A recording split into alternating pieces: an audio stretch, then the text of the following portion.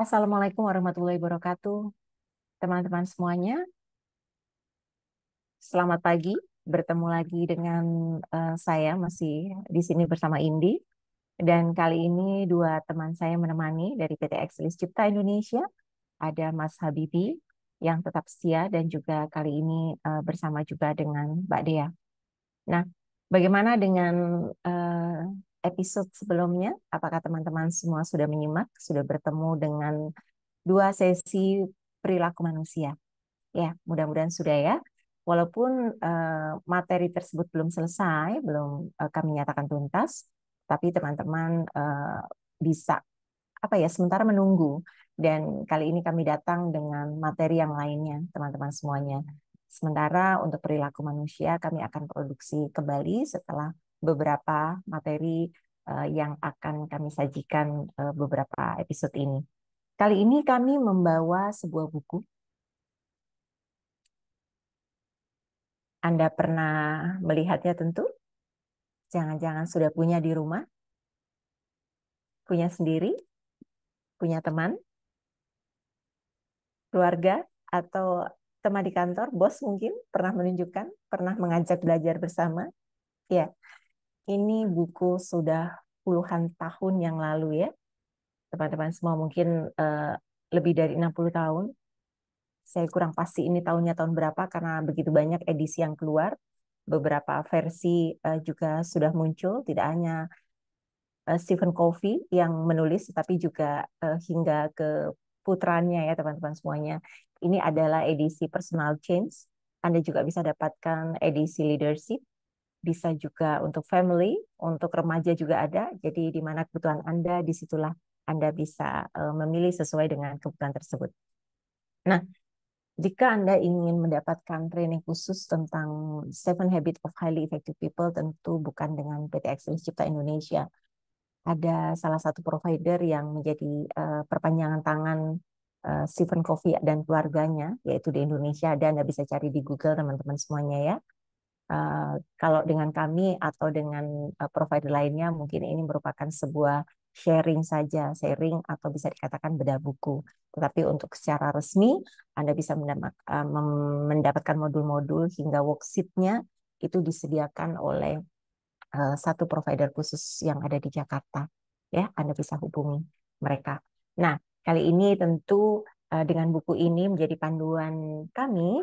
Kami ingin berbagi dengan teman-teman semuanya karena luar biasa. Judulnya adalah The Seven Habits of Highly Effective People. Walaupun usianya sudah tua, sangat tua, ya, tentu buku ini tidak rentan, tetapi justru sangat kuat, menjadi sangat kuat dan masih sangat relevan dengan kebutuhan manusia saat ini. Saya dan teman-teman yang memiliki buku ini dan kami belajar bersama sungguh merasakan manfaatnya, terutama saya pribadi ya teman-teman ya.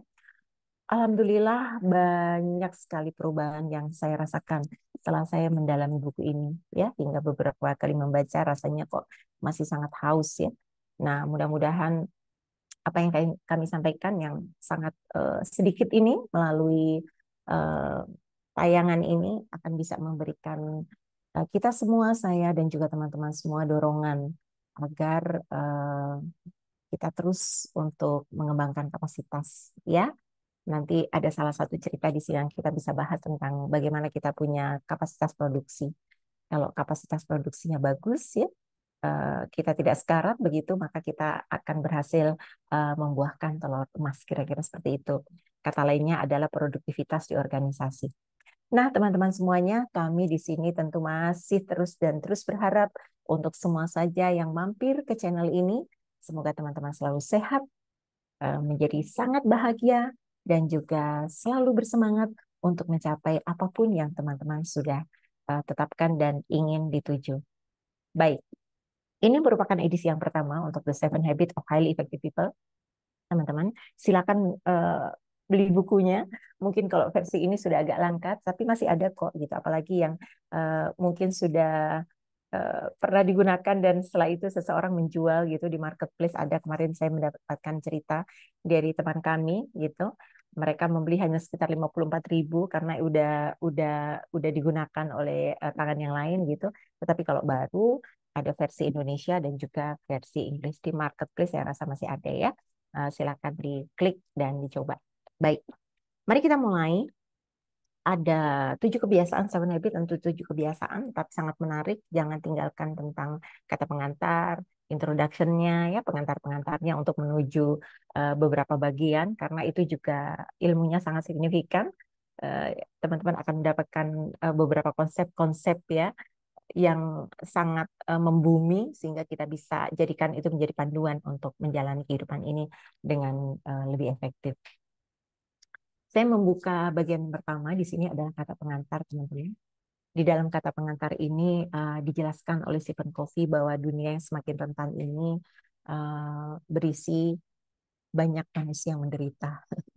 Termasuk saya ya, Anda juga menderita ya. Nah, penderitaan-penderitaan itu yang membuat kita menjadi manusia yang kurang efektif, kira-kira begitu.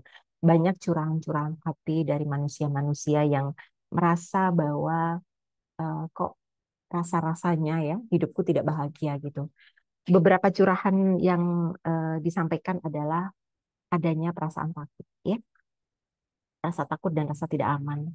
Kenapa sih mereka takut ya? Ya, tentu banyak alasan. Tetapi bentuk ketakutan itu sendiri di dalam buku ini diceritakan bahwa kira-kira takutnya adalah takut dipecat ya.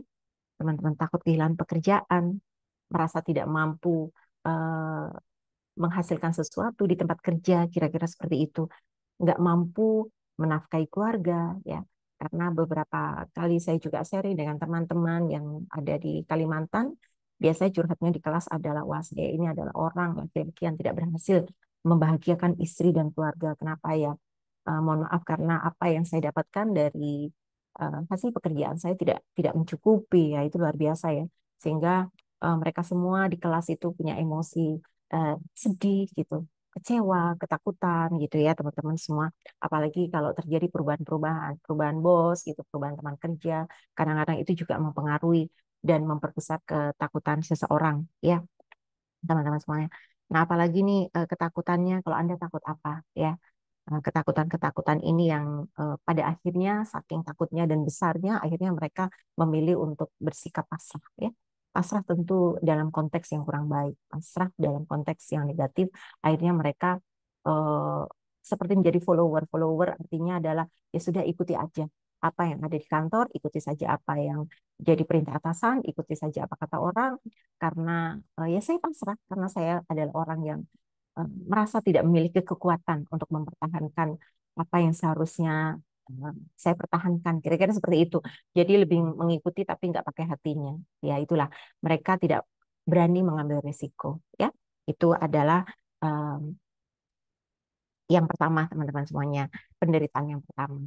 Ya, nah penderitaan yang kedua adalah adanya sikap atau pandangan selalu aku mau ini sekarang. Aku mau ini sekarang. Jadi kalau mau HP ya mau sekarang. Kalau mau apalagi misalnya Anda suka apa? Anda ingin motor, Anda ingin mobil, ya maunya sekarang gitu. Lihat brosur langsung ingin. Ya. Padahal sebenarnya untuk membeli sesuatu tentu saja rekomendasi yang terbaik adalah menabung ya. Konsep itu rasanya sudah jauh karena kita sudah tidak punya tabungan ayam itu ya, kepala ayam itu yang biasa. Kalau masa kecil saya itu buat menabung, nabung receh 100 200 tabung. Nah, konsep itu rasanya sudah hilang. Apalagi dengan munculnya sosial media yang begitu gencarnya, yang mengajarkan kita bagaimana hidup dengan hedon gitu ya, seperti itu ya. Tidak ada baju yang kumuh lagi, tidak ada baju yang jelek lagi, tetapi semuanya serba mentereng gitu. Apalagi kita sudah bisa menonton kehidupan para artis yang tampak-tampaknya uang tidak berseri gitu. Itu menjadikan kita sebagai manusia yang mungkin termasuk saya masih menjadi salah satu di antaranya, eh, selalu memiliki banyak keinginan, dan keinginan itu jika sudah tidak bisa ditahan ya pada akhirnya membeli dengan terpaksa. Terpaksa artinya kita cicil lah gitu, cicil aja, kita ngutang aja, kita beli dulu terus ngutang dicicil, kira-kira begitu. Karena kalau menunggu, katakan punya HP harus nabung dalam 1 tahun, wah berat sekali, lama. Padahal kalau 1 tahun periodenya, HP baru mungkin saja sudah keluar gitu ya. Nah, aku mau ini sekarang adalah bentuk penderitaan yang sangat nyata di kehidupan kita saat ini ya, teman-teman semuanya. Mungkin itu perlu kita cermati. Hmm. Anda bisa membacanya sehingga mendapatkan versi lengkap karena saya hanya mengulas hal-hal yang sekiranya menjadi inti daripada setiap bagian.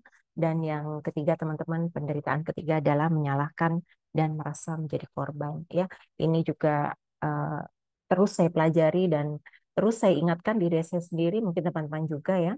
Coba dilihat dalam diri kita dalam seminggu terakhir saja apa yang kira-kira eh, menjadi salah orang lain ketika ada sebuah keadaan dan kita selalu ngomong itu salahnya ya, Anda yang salah ya, saya adalah korban kira-kira seperti itu karena ini sudah menjadi sebuah budaya ya, budaya sekitar saya gitu yang saya amati.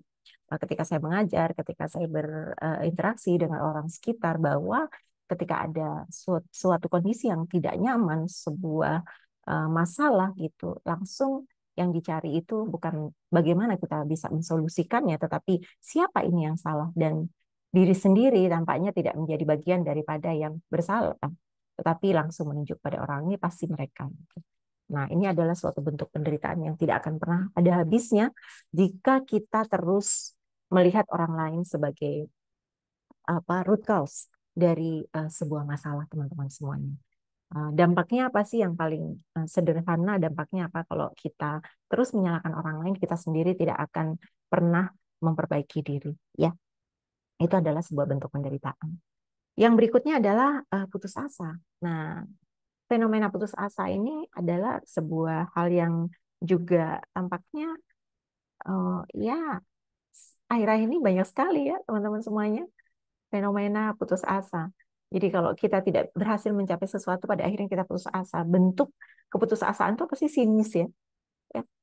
Anda-anda yang putus asa itu kan akhirnya perwujudannya dalam bentuk kesinisan gitu. Sinis ketika melihat orang sukses, sinis ketika disuguhi hal-hal yang mungkin tidak bisa kita capai tapi orang lain berhasil mencapai gitu. Kita memandang dunia ini dengan sinis karena kita tahu, kita mungkin punya kesadaran bahwa saya adalah orang nggak mampu mencapai itu gitu. Sehingga kita juga akan menilai orang lain bahwa ketika orang lain mencapai itu pasti ada sesuatu di baliknya gitu. Dan itu sesuatu yang tidak tepat ya. Sinisme itu pada akhirnya tentu akan membuat kita menderita ya teman-teman. Karena kok orang lain berhasil tapi saya tidak gitu. Nah, kita putus asa. Karena apa? Ya, karena dampak dari sebenarnya kita selalu merasa menjadi korban gitu. Korban daripada tidak adilan di dunia ini, bahkan juga ini sangat tidak tepat sekali, bahkan mungkin saja kita pernah merasakan bahwa oh, ini Tuhan tidak adil seperti itu ya. Anda pernah mengatakan itu? Ya, saya pernah teman-teman semuanya, dan itu uh, sungguh tidak boleh terjadi gitu ya. Sehingga kita terus belajar bagaimana kita untuk memiliki sikap yang proaktif ya. Nah, kalau orang putus asa itu ya, aku hanya bidak catur gitu kan. Aku tuh boneka lah, aku tuh kan orang kecil lah, siapa aku lah, nggak bisa apa-apa, ngapain kamu ajak aku, lo tahu nggak bisa, gue nggak bisa apa-apa ya. Itu kan kata-kata kalimat seperti itu ya sangat sangat terang sekali ya. Ketika ada diajak mungkin untuk lomba, ih siapa aku lah, aku nggak bisa apa-apa, aku nggak bisa presentasi, ngomong aja gagap gitu kan. Jadi kita langsung menunjukkan sisi bagian dari diri kita bahwa kita adalah orang yang tidak bisa apa-apa. Kita bagian dari orang-orang yang putus asa, kira-kira seperti itu ya teman-teman semua. Sehingga ada kalimat, oh udahlah hidup itu turunkan ekspektasimu lah, kamu tuh orang kecil, kamu tahu kan dari kecil kamu tuh susah, mana mungkin orang sekecil kamu bisa meraih sesuatu. Nah itu kan sebenarnya sebuah pemikiran yang melanggar sunatullah alam semesta, teman-teman. Karena kan Allah memberikan begitu luas kapasitas kita ya, begitu luas potensi, sorry, maaf, tentang ini Allah memberikan potensi yang sangat luas sekali. Ya, kalau Anda pernah membaca bukunya AD tentang karakter building, itu dinyatakan bahwa ada dua hal yang perlu kita ketahui dalam hidup kita ini. Kita punya dua kompetensi, yaitu kapasitas dan kapabilitas. Nah, itu teman-teman semua. Jadi kita merasa bahwa kapasitas kita itu udah nggak bisa berkembang lagi gitu. Cuma segini aja gitu. Kalau orang-orang besar di luar sana memang sudah dari anugerah Tuhan tuh diberikan kapasitas besar. Nah, itu keliru banget ya. Sangat keliru. Jadi kita perlu perbaiki ini bersama-sama. Berikutnya adalah tentang kurangnya keseimbangan hidup, teman-teman semuanya. Ini adalah bentuk penderitaan juga ya. kita kurang seimbang dalam menjalani hidup ini gitu. Ya kehidupan kita sudah sangat rumit sekarang dengan hadirnya sosial media. Satu sisi membuat semakin mudah, tapi kita lihat bahwa sejatinya banyak konteks yang kita pandang kita gunakan dalam konteks yang keliru gitu. Akhirnya apa? Hidup kita menjadi rumit. Tadi hedonisme ya yang seperti itu. Terus informasi-informasi yang eh, sangat mudah kita dapatkan, tetapi belum tentu kebenarannya eh, kita klarifikasi, kita verifikasi gitu. Sehingga kita percaya atas informasi yang salah gitu. Kita tidak mau cross check ulang ini apa informasi benar atau salah gitu. Justru kita meyakini hal-hal yang sebenarnya informasi di permukaan, teman-teman semuanya. Nah, itulah akhirnya kita kurang seimbang dalam kehidupan ini. Kita selalu mungkin lebih banyak kepala kita bergerak ke kiri, kurang ke kanan gitu. Kenapa? Karena banyak informasi yang beredar dan itu sangat negatif. Nah, bagaimana sebenarnya menyeimbangkannya ada hal-hal yang nanti akan dibahas dalam konten berikutnya ya. Nah, apa untungnya bagi saya penderitaan berikutnya? Anda pernah merasakan ini? Anda pernah memikirkan ini? Mudah-mudahan tidak ya. Tetapi banyak sekitar kita yang jika kita minta bantuan, ada atasan yang minta tolong, ada pekerjaan-pekerjaan harus diselesaikan, mereka mengatakan apa untungnya bagi saya? Diajak belajar, apa untungnya saya belajar? Kerjakan ini, apa untungnya bagi saya? Ada bonus nggak? Ada uang ini nggak? Kalau pergi ke sana ada uang itu nggak gitu kan? Biasanya kalimat-kalimatnya seperti itu ya teman-teman. Jadi ada tugas, diminta haknya dulu. Belum selesai melakukan kewajiban, minta haknya dulu. Nah itulah munculnya penderitaan karena hal tersebut ya. Kita lupa tentang bagaimana alam semesta bekerja. Kalau kita memberi, selesai memberi, ya nanti kita pasti akan memberi dan itu berlipat. Kita inginnya apa dulu nih, sama alam diajak transaksi. Alam bisa berikan apa, saya juga akan berikan apa. Kan banyak ya. Anda gaji 10 juta pada saya cuma bisa berikan 10 juta. Kalau Anda gaji 15, ya saya akan berikan 15. Saya pernah mendengar kalimat-kalimat seperti itu ya. Sangat miris ya sebenarnya teman-teman. Lalu penderitaan berikutnya adalah karena keinginan begitu kuat untuk dimengerti ya. Memang sulit sih untuk mengerti orang lain, gitu kita harus latihan. Saya pun mengalami hal yang sama, sulit mengerti orang lain, apalagi kalau orangnya nggak ngomong ya. Kalau ngomong mah gampang gitu. Ini saya mau bagi apel dong. Ini saya butuh air es dong ya. Insya Allah saya berikan kalau ada ya. Ini saya ini dong ya. Kalau nggak ngomong terus diem terus tiba-tiba mereka ini mengerti sulit juga. Tetapi itu challenge ya. Saya mendapatkan challenge itu teman-teman, tidak bicara tapi menginginkan dimengerti gitu. Ya, eh, itu yang mungkin sudah diberikan pada saya dan saya sedang melatihnya bagaimana tanpa kata-kata bisa saya mengerti orang tersebut. Nah, Anda juga seperti itu. Bagaimana keadaan teman-teman semuanya, ya.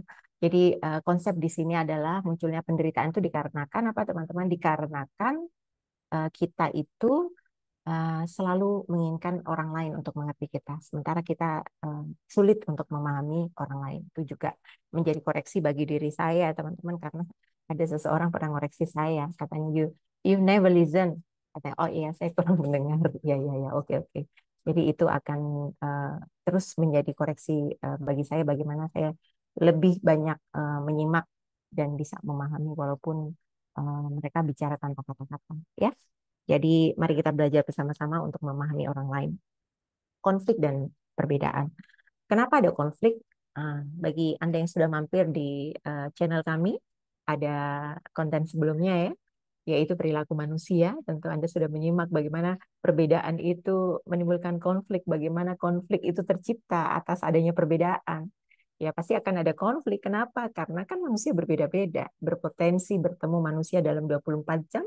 Disitulah kita juga punya potensi untuk mendapatkan konflik ya. Ya, untuk itu kita perlu belajar perilaku manusia agar kita memandang bahwa perbedaan itu bukan sebuah hal yang perlu kita hindari, perlu kita takutkan, tetapi bagaimana kita mampu untuk mengolahnya dengan lebih baik lagi sehingga kita bisa hidup harmoni di dalam perbedaan dan dalam perbedaan pun kita bisa menjadi produktif. Nanti kita pelajari ya. Nah, teman-teman semuanya, eh, untuk ya langkah awal sebelum kita masuk pada kebiasaan satu dan introduction lain-lainnya, karena di dalam introduction-nya pun masih ada lanjutannya, ini belum selesai. Uh, di sini disampaikan bagaimana kalau seseorang mandek secara pribadi. Anda tahu mandek? Karena saya orang Jawa, jadi langsung ngerti mandek. Mandek adalah berhenti. Seseorang yang berhenti, yaitu berhenti dalam konteks apa? Berhenti berjalan? Enggak. Berhenti tumbuh? Iya. Mungkin tubuhnya kalau usianya seperti saya berhenti tumbuh ya. Berapa puluh tahun sih orang berhenti tumbuh tubuhnya ya. Saya sih inginnya semakin langsing ya teman-teman semuanya. Saya bukan ingin tumbuh, melainkan ingin mengecilkan tubuh. Ini bagaimana caranya? Jadi, eh, tapi konteks di sini kita bicara bahwa kemandekan pribadi adalah bagaimana seseorang itu berhenti tumbuh dari aspek apa?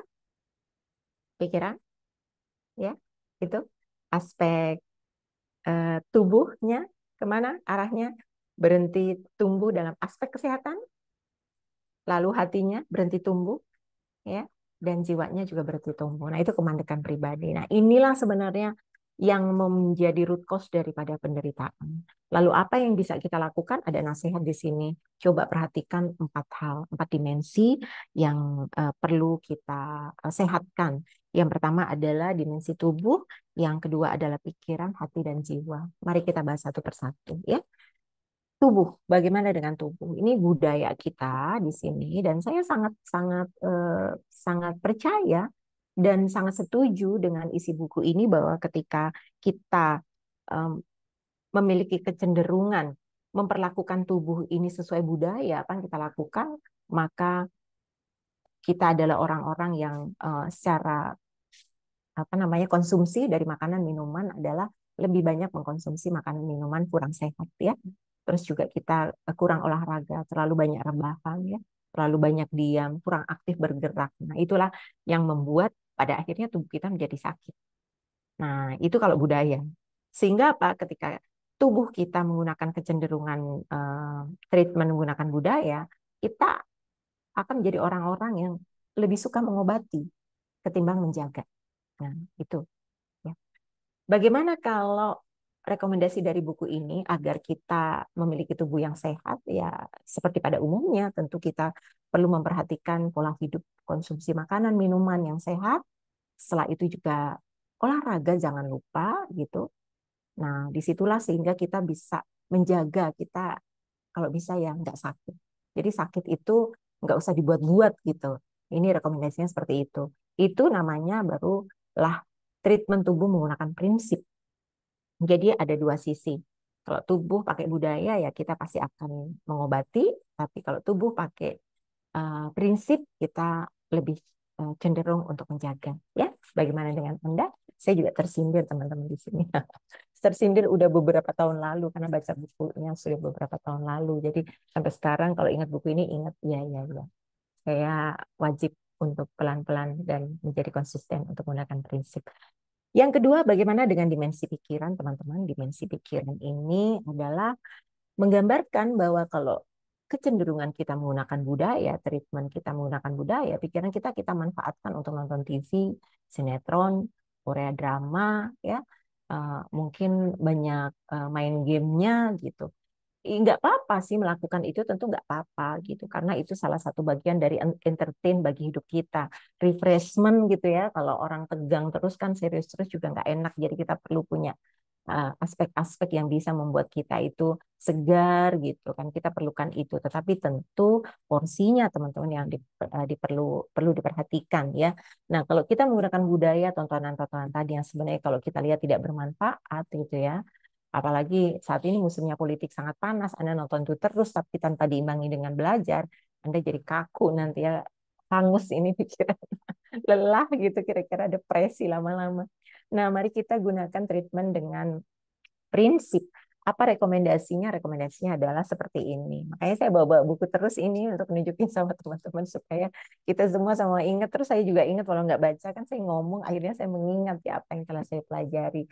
Buku akan membantu kita untuk kita meluaskan kapasitas pikiran kita, ya, meluaskan kapasitas pikiran kita dalam konteks yang bermanfaat. Karena buku itu kalau kita bicara satu aspek, dia akan bicara sangat luas dan sangat dalam, sangat detail, sehingga kita bisa memahami secara menyeluruh. Ya, teman-teman boleh aja sih belajar dengan saya seperti ini, tapi kan ini hanya gimmick atau hanya pengungkit saja gitu, pengungkit untuk teman-teman bisa pada akhirnya beli buku yuk baca gitu. Jadi tidak mengandalkan konten-konten saja seperti ini karena akan kurang dalam dan kurang luas pembahasannya. Jadi dengan prinsip pikiran kita akan diajak untuk terus memiliki wawasan yang luas ya, luas. Makanya baca buku dan rekomendasinya adalah masuk lagi secara akademis ke kampus, ke sekolah gitu ya. Itu tentu sangat bagus karena kita akan terus di-challenge ya atas hal-hal baru dan diberikan pemahaman yang dalam sehingga pikiran kita akan menjadi dewasa dan menjadi sehat ya. Bahaya kalau pikirannya nggak sehat ya teman-teman. Wah, sembarang ngomong itu nggak karu-karuan, ngomong sih ngomong terus tapi yang diomongin salah. Membahayakan itu ya. Oke, yang ketiga adalah tentang hati. Nah, ini dimensi yang ketiga teman-teman. Tadi kita sudah bahas tentang tubuh, kita juga bahas tentang pikiran teman-teman semuanya. Dan yang ketiga kali ini kita bahas tentang hati ya. Kita bahas tentang hati. Bagaimana dengan hati? Kalau dengan hati ini, teman-teman semuanya, kecenderungan budaya, jika hati ini ditreatment dengan budaya, maka kita akan menjadi orang yang apa? Egois. Ya, menjadi orang egois, teman-teman. Egois, egois itu apa sih? Sebenarnya definisinya kalau nggak salah ya, yang sepemahaman saya, egois itu adalah pengen nyaman sendiri, mau menang sendiri gitu ya.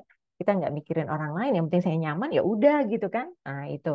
Nah sementara kalau kita pakai prinsip, kalau kita pakai prinsip adalah hati menggunakan prinsip, tuntunannya prinsip, kita akan terus melayani orang, melayani lingkungan, melayani makhluk sesama makhluk Tuhan gitu. Makanya kalau teman-teman semua adalah dari kontak center, dari customer service atau bidang pelayanan lainnya, ini adalah sebuah bidang yang sangat bagus karena Anda sudah dituntun ke arah di mana memiliki hati yang tidak egois gitu. Ya. Jadi pekerjaan yang Anda bidangi sekarang sangat mulia walaupun saya tahu berat sekali dalam kondisi kita tidak nyaman, dalam kondisi kita tidak mood, tidak ingin motivasi, kita harus melayani dan motivasi orang lain itu kan sangat luar biasa ya. Jadi menjadi pekerjaan yang mulia, tetapi kita selalu berusaha, pekerjaan kita selalu menggiring atau mengajak kita untuk menjadi orang yang tidak egois ya. Baik, yang keempat teman-teman atau dimensi yang terakhir adalah tentang jiwa, dimensi jiwa. Jiwa ini apa sih sebenarnya yang diajarkan dalam jiwa ini? Kalau kita pakai budaya biasanya kita akan pasrah pada paham sekularisme ya yang berkembang dan bersikap sinis itu. Kembali lagi sekularisme kata kuncinya. Sekularisme itu kalau tidak salah definisinya adalah kita itu hidup ya Tuhan ya Tuhan. Kalau saya apa namanya bertindak ya ini tindakan saya. Jadi kita tidak menggabungkan antara keduanya. Padahal sebenarnya kalau kita bicara tentang spiritualisme itu adalah selalu menggabungkan diri kita, alam semesta dan Tuhan. Bahwa ini adalah satu sistem yang saling berpengaruh. Contoh, ketika saya berdoa, maka Tuhan akan mendengar, Tuhan mengabulkan doa saya. Ketika saya mendapatkan sesuatu, ya itu pasti bukan karena usaha saya sendiri, tetapi itu adalah karena Tuhan yang mengirimkan untuk saya gitu. Ketika saya menyakiti orang, suatu saat juga saya akan disakiti. Itu karena alam semesta menangkap, oh ini menyebarkan energi negatif dan menyakiti orang, nanti akan dikembalikan padanya. Kira seperti itu. Itu adalah spiritualisme. Nah, kalau budaya pakai sekularisme, sementara kalau prinsip, jiwa kita menggunakan prinsip, maka teman-teman kita akan lebih banyak berjuang untuk mengenal alam semesta, mengenal sistem alam atau sunatullah ini seperti apa, ya, bagaimana sistem kehidupan ini bekerja, bagaimana hubungan saya dengan Tuhan, ya, terus kita berjuang untuk mengenal Tuhan sehingga kita tahu siapa diri kita dalam di dunia ini. Nanti setelah di dunia kita akan kembali dan proses kembali bagaimana. Setelah kembali kira-kira saya akan bagaimana, ya itu semua pada akhirnya kita akan paham dan pada akhirnya kita berhitung untuk apa? Berhitung untuk memperbanyak kebaikan-kebaikan sehingga kita ketika kembali ya mudah-mudahan ya harapannya tentu siapa yang tidak berharap ya kita akan diterima karena Allah ridho dengan apapun yang kita lakukan di dunia ini. Nah itu teman-teman semuanya ya bagian pengantar yang utama dari buku The Seven Habits of Highly Effective People ya. Tentu pengantar berikutnya itu masih ada, ini sangat penting juga. Nanti kita akan masuk kepada bagian paradigma dan prinsip. Wah, di dalamnya sangat menarik, teman-teman. Satu bagian yang paling saya suka itu adalah kalau kita bicara dari dalam keluar, karena saya terus belajar tentang ini. Bagaimana saya bisa punya konsep hidup dan sikap serta tindakan itu berlandaskan dari dalam keluar. Terus ada juga ya, mungkin kita perlu bahas nanti di periode berikutnya atau episode berikutnya, kita juga akan bicara tentang etika kepribadian dan etika karakter. Lalu kita akan bicara tentang kehebatan primer dan sekunder. Kita akan bicara tentang kekuatan paradigma. Wah, luar biasa. Luar biasa di sini sangat jelas diberikan contoh-contohnya, teman-teman ya. Kita juga bicara tentang kekuatan pergeseran paradigma. Paradigma itu kan peta ya, teman-teman pasti sudah pernah mendengar, sudah tahu bagaimana kita bisa melihat dan menjadi ya. Kata-katanya unik ya, kata-katanya sangat menantang dan mendorong kita untuk membaca. Ayo, ayo beli bukunya dan baca. Paradigma yang berpusat pada prinsip ya. Wah, luar biasa. Bagaimana paradigma Anda? Anda punya paradigma yang sesuai prinsip atau belum nih? Iya, ya, ini sangat menantang. Prinsip pertumbuhan dan perubahan. Dan juga belajar itu, bagaimana kita punya eh, kekuatan untuk terus tumbuh dan berubah, luar biasa. Cara kita melihat masalah merupakan masalah itu sendiri. Wah, ini sangat membumi ya. Betul. Bagaimana kita memandang, ya itulah. Kalau kita pandangnya baik, ya tentu seperti itu. Tapi kalau kita pandangnya salah, ya tentu kita juga akan salah. Tingkatan baru dalam berpikir. Hmm. Wah, ini aja baru ini teman-teman baru introduction ya. Terus juga bagaimana kebiasaan itu terdiri dari tiga aspek ya. Ada keinginan, pengetahuan dan juga keterampilan. Terus juga kita akan bicara tahap kematangan. Nah, tiga jenis aset ya. Tiga jenis aset ini juga kita akan bahas bagaimana P dan KP, produksi dan kapasitas produksi. Dan selanjutnya baru kita akan bertemu dengan kebiasaan satu. Ya, wah, untuk introduction saja atau pembukaan, rasa-rasanya perlu 2 episode dulu ya teman-teman, agar kita semuanya saya bisa mengingat dengan lebih jelas dan teman-teman juga bisa mendapatkan lebih banyak lagi, lebih lengkap dari sharing yang saya lakukan ini. Maka untuk saat ini rasa-rasanya teman-teman ya cukup hingga di sini. Ada sebuah pesan yang saya ingin sampaikan pada teman-teman karena saya selalu ingat dengan pesan ini, ya, ilmu adalah cahaya. Ya, ilmu sekali lagi adalah cahaya. Apa maksudnya? Bahwa di dalam hidup ini jalan kita tidak selalu terang, teman-teman. Jalan kita tidak selalu terang. Ada saat-saatnya kita akan masuk ke dalam jalan yang sangat gelap. Bahkan ke dalam goa. Dan tentu dong, kalau kita membayangkan goa, pasti sangat gelap. Nah, logikanya ilmu itu adalah cahaya yang akan menerangi kita saat kita berada di jalan gelap, di goa gitu. Padahal Tuhan menjanjikan di dalam goa pasti ada emasnya. Tetapi kalau kita tidak memiliki cahaya, bagaimana mungkin kita akan menemukan emasnya? Jadi, walaupun sedikit, mari terus untuk mengembangkan wawasan ilmu yang ada dalam diri kita, karena insya Allah itu akan menjadi cahaya bagi kehidupan kita dan lingkungan sekitarnya. Untuk saat ini, saya Indi, Mas Habibi, dan juga Mbak Dea pamit undur diri.